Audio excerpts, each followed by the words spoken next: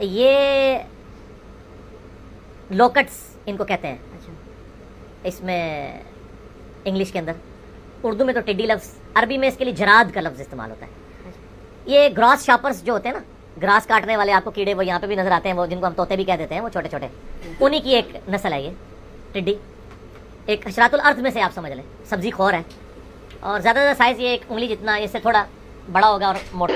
مردار کھانا جو ہے نا، مردار، وہ حرام خوری میں آتا ہے نا. اس نے ٹڈیوں کے بارے میں کہا ہے کہ ٹڈیاں جو ہیں وہ سبزی خور ہیں، تو یہ خود حرام خور ہے، بہت بڑا حرام خور ہے.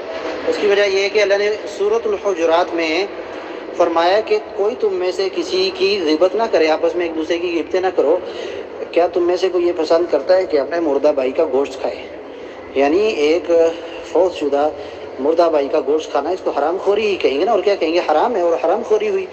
تو یہ آج تک اسلاف امت کی جو ہے ان کی غیبتیں کرتا ہے اور حرام خوری کر رہے ہیں. صحابہ کرام کی غیبتیں کر کے حرام خوری، پھر تابعین کی، تبع تابعین کی، محدثین کی.